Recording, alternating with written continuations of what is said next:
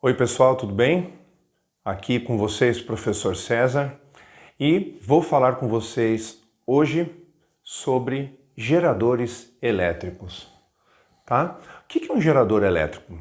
Gerador, olha só, é um elemento do circuito que converte uma energia não elétrica qualquer em energia elétrica. Então ele vai pegar uma energia que não é elétrica e converter em energia elétrica. Vocês sabem que quando a gente fala de energia, a energia não se cria, não se destrói, ela se transforma, né? E o gerador faz isso. Pega uma qualquer. Qual, por exemplo? Energia química, energia eólica, tá? Energia mecânica e converte em energia elétrica. Bons exemplos de geradores são a pilha, bateria, que elas são feitas e lá dentro o que tem nelas? Energia química, que acaba convertendo em energia elétrica. Ok, pessoal? Então, gerador é um elemento de circuito que converte uma energia qualquer, não elétrica, em elétrica. Muito bem. Temos aqui um gerador, desenhei para vocês uma pilha, podia desenhar uma bateria também. E essa pilha ou bateria vai fazer a lâmpada acender, né? Fio, lâmpada. A pilha ou bateria tem um polo positivo e um polo negativo, lembra? Tá. Tô desenhando desse jeito, mas a gente não vai ficar fazendo desenho assim não. O mesmo desenho está aqui, tá? Essa lâmpada é um resistor. Eu simbolizo como? Com esse desenho e a letra R de resistor. A pilha, olha como que eu vou representar. Tudo isso aqui, ó, que está no desenho, que eu estou te mostrando, simboliza uma pilha, simboliza uma bateria, um gerador. Então, quando aparecer dois tracinhos paralelos, um pequeno e um maior, significa que tem gerador ali, ok?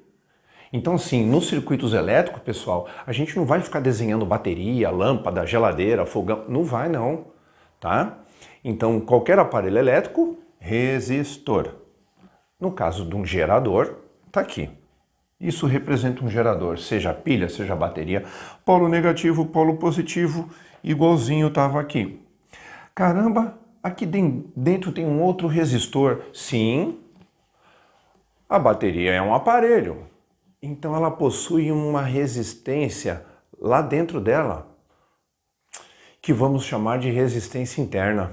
Então a corrente elétrica, quando estiver circulando aqui e entrar dentro do gerador, ela vai encontrar uma resistência lá dentro, interna, que vai tentar dificultar de ela passar lá por dentro. E essa resistência interna, que existe lá dentro do gerador, a gente vai simbolizar pela letra R minúsculo, tá? Então, R maiúsculo, resistor, é algum aparelho elétrico. O R minúsculo é a resistência interna que está lá dentro da bateria, lá dentro da pilha, lá dentro do gerador. Ok? Muito bem, então esse desenho vamos demonstrar desse jeitão, tá? Você sabe, né, naturalmente que a corrente, ela sai do mais e circula assim, né? Vindo para o menos, entra no menos, sai do mais. Lembra disso? O sentido convencional da corrente, né? Deixa eu botar um izinho aqui. Pronto. Tá? Ok. Bom, aí nós temos o gerador real e um gerador ideal. Isso que eu estou te mostrando é um gerador real. Olha aqui, ó, esse pedacinho do desenho da bateria que simboliza um gerador, eu desenhei ele aqui em cima. Minha resistência interna tá aqui, ó, tudo bonitinho. Gerador real é aquele comum que eu acabei de desenhar aqui. O que será um gerador ideal? Sempre que aparecer a palavra ideal, Sabe o que significa? Que essa resistência interna que tem dentro desse aparelho, ela é tão pequena, que está tendendo a zero. Portanto, a gente zera essa resistência interna. É tão pequenininho que torna-se irrelevante. Então, o que eu posso fazer com ele? Eu posso simplesmente, tirar ele daqui. Por isso meu desenho ficou assim, não tem um Rzinho. Porque esse é um gerador ideal, tá? A corrente entra no menos, sai do mais, circula, entra no menos. Caramba, professor, eu estou vendo uma letra E aqui. O que é isso? Sabe o que significa essa letra E? Eu não coloquei aqui, né? Vou escrever aqui para vocês.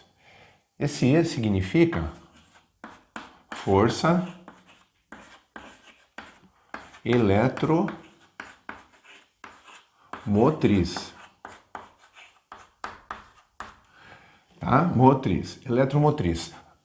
Pode receber outro símbolo. Ao invés de E, pode aparecer essa abreviação. Força eletromotriz. Pode aparecer assim, ao invés da letra E. Mas quem que é essa força eletromotriz? Bom, dá uma olhada. Aqui na pilha é onde a gente tem o quê? Excesso de elétrons, lembra disso? Tá, aqui tem falta de elétrons. E aí a corrente vem. Se você pensar comigo no sentido real, sabe o que ia acontecer? O elétron ou melhor, pensa no convencional mesmo. Então, os elétrons vêm e ficam aqui. Só que quando chega ali dentro, eu não falei para vocês que tem uma resistência para passar por dentro desse condutor? Então precisa ter alguém para fazer, sabe o quê? Caramba, eu vou pegar esse pessoal daqui, e vou carregar tudo para outra ponta. Pum, larguei lá. Quando eu larguei lá, aí ele começa a correr de novo. Chegou aqui, ele vai querer parar aqui. Ela quer parar aqui, mas aí dentro dela existe uma força que vai pegar os portadores de carga elétrica e vão forçar até o outro lado. Chegou do outro lado, aí eles vão embora sozinho, tá? Então, pessoal, dentro de um gerador sempre tem uma força eletromotriz, tá? É que vai pegar os portadores de carga que está lá num potencial elétrico e arrastar lá para o outro, a corrente no caso, tá bom? Para que ela possa continuar a circular. Ela entra, sai, mas precisa ter uma forcinha lá dentro, fazendo ela desse lado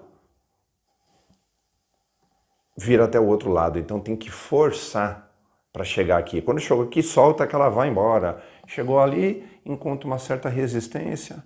É isso. Então tá aí a tal da força eletromotriz que a gente simboliza pela letra E.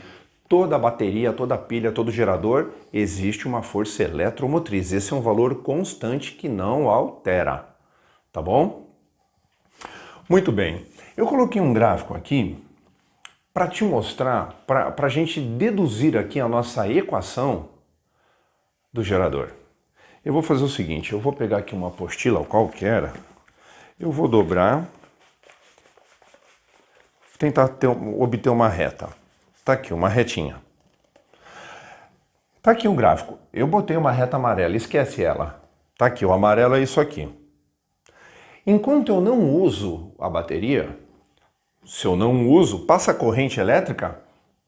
Não. Tá desligado o aparelho? Não estou usando.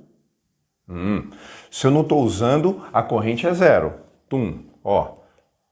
O amarelo tinha que estar aqui no zero. Desculpe, aqui não é E não. Agora que eu notei, aqui é U. Consertando aqui, por favor. U, tensão elétrica. Caramba, enquanto eu não ligo a bateria, a tensão está no talo. Está lá em cima. Corrente zero. Quando eu ligar o aparelho, começa a entrar e passar o que ali dentro? Corrente. Então a corrente começa o quê?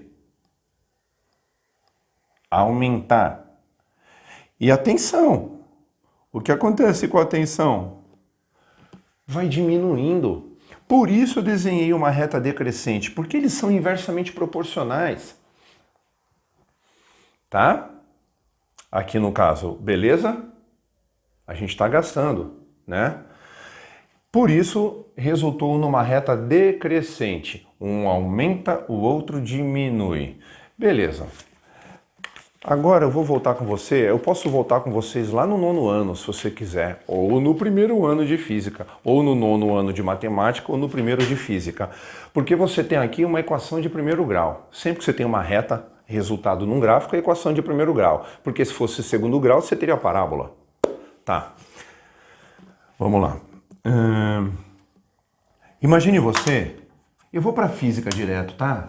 Já que a gente está falando de física, mas essa parte da física saiu lá da matemática, da equação angular da reta.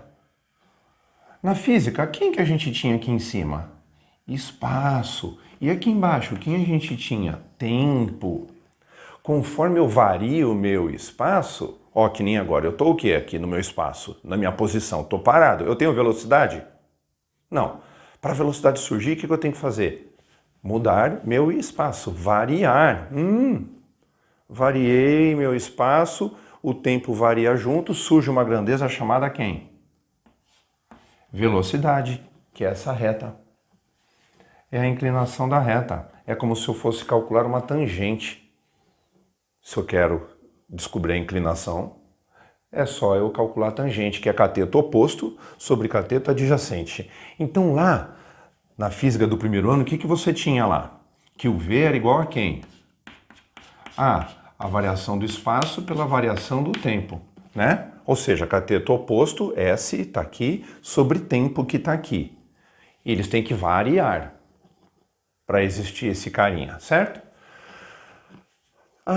Olha só, movimento uniforme. Se eu abrir essa equação, eu chego onde mesmo? Na equação do espaço, que tem esse formato, S igual a S0 mais VT. Lembra disso, pessoal? Muito bem.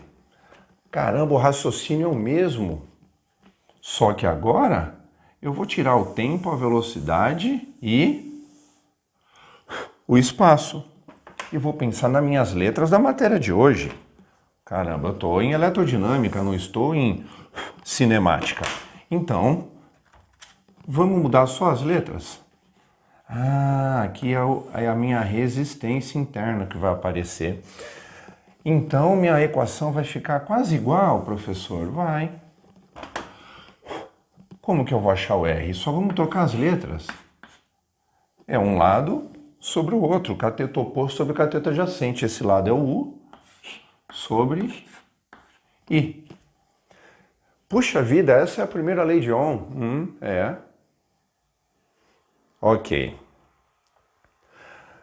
Chegamos até aí, muito bem. Olha o jeitão. O que é S? Quem é S? Na cinemática, espaço final. Quem é S0? Espaço inicial. Quem é V? É a reta, resultado do gráfico, velocidade, e T é o tempo. Muito bem. Eu vou pensar desse jeitão para escrever agora a minha equação do gerador. Onde era S, quem eu tenho agora? U. S0, espaço inicial, é onde começa a reta. Onde começa a minha reta aqui? Nesse ponto. Sabe quem está nesse ponto aqui, exatamente onde a reta amarela cruzar com a reta da tensão? Sabe quem é que está aqui? A nossa força eletromotriz. Ela mesma. Nossa força eletromotriz. Muito bem. Então, ela é a maior e ela é fixa. Quem vai diminuir, quem vai mudar é a quem? A tensão elétrica. Mas a força eletromotriz, ela é constante. Muito bem. E é aqui que começa a minha reta. Então, no lugar do valor inicial da reta, eu vou botar o E. Aqui é mais, porque a reta é crescente. Se a minha reta é decrescente, é menos. Onde eu tinha velocidade na reta, agora eu tenho quem? A resistência interna. Onde eu tinha tempo, eu tenho quem? Corrente elétrica. Então, pessoal, você pode perceber que é o mesmo esquema, a nossa equação é a mesma, a gente só mudou quem? As letras. Portanto, pessoal, está aqui a nossa equação do gerador, tá bom? Equação do gerador, tá? Muito bem. Eu vou te mostrar agora na outra lousa o finzinho desse assunto, porque eu quero falar um pouquinho de curto-circuito com vocês e da lei de Poilet, tá?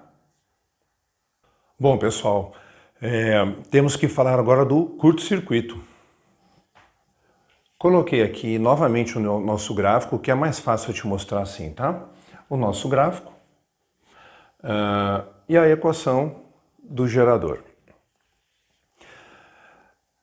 Essa reta amarela a gente vai representar por essa reta. Estamos falando do gerador. Se o aparelho está desligado, não passa corrente. Não está passando corrente, né? Então vamos lá, corrente, ó, tá no zero. E a tensão, tá lá em cima. Não estou usando, tá cheio de tensão elétrica ali. Conforme a gente liga o aparelho, o que começa a acontecer? Passar corrente. Então a corrente começa a aumentar e a tensão começa o quê? Diminuir. Sabe o que pode acontecer com isso? Chegar numa corrente máxima. Quando chegou na corrente máxima, quanto é minha tensão? Zero. Tá aí o curto-circuito. Então, o que você notou aqui? Que quando a corrente... Ó, agora eu vou escrever aqui de novo, ó. Quando a corrente for máxima, o que acontece com a minha tensão? Ela zera. Tava assim, ó, tá, começou a usar. Tá, começou a entrar corrente, tensão diminuindo, chegou na corrente máxima, a tensão está aqui, no mínimo, que é o zero. Então, zerei aqui. Se eu colocar zero aqui, como que vai ficar isso? Né? É o que chamamos de curto-circuito. Eu posso até botar um CC aqui, curto-circuito. Esse menos R e CC, eu trago para cá, fica positivo. Quem sobrou aqui?